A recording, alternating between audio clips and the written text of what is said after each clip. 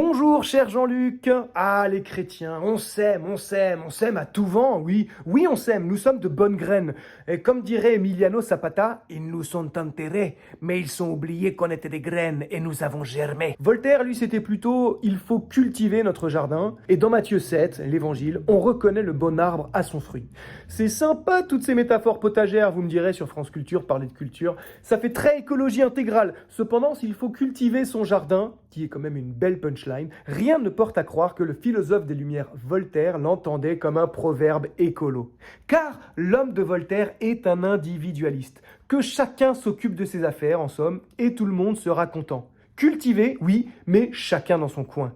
D'ailleurs, elle est bien trouvée cette image de la culture pour cet homme de lettres. Tous, nous avons ce jardin intérieur à entretenir. Et l'art, la littérature, la philosophie sont pour l'auteur de Candide d'excellents moyens de grandir, voire de pousser. Mon grand-père, professeur de philosophie et de français, lui si sage, cultivait aussi cet art de vivre dans son jardin potager, au fil des saisons, au contact de la terre. Mais lui, il invitait tout le monde à sa table, partageant les saveurs de ses tourtes aux poireaux pommes de terre, ses soupes incroyables aux légumes d'occupation, c'est-à-dire blettes, panais, topinambour. Au détour du repas, il proposait toujours des analyses étonnantes sur l'actualité, il savait tout, il avait tout lu, mais aucune forme d'orgueil chez lui. Il partageait.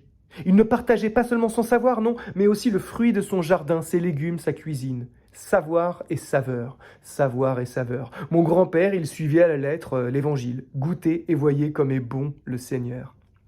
La Bible raconte que le péché est arrivé sur la terre comme un fruit, le fruit défendu dans le jardin d'Éden. Jésus est, selon l'exclamation de la cousine Élisabeth, le fruit des entrailles de Marie.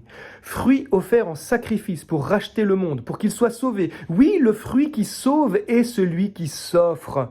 Jésus ne s'est pas contenté de cultiver son jardin, non, il ira même jusqu'à pleurer dans celui des oliviers, puis il ira s'offrir pour l'humanité sur le bois de la croix. Il avait un jour pris l'analogie du laboureur, culture, agriculture, pour nous dire « Prenez sur vous mon joug, car il est léger ». Maintenant, le voilà cloué dessus, pourtant, après l'avoir porté. Mais une fois ressuscité, son amie Marie-Madeleine va le prendre pour le jardinier.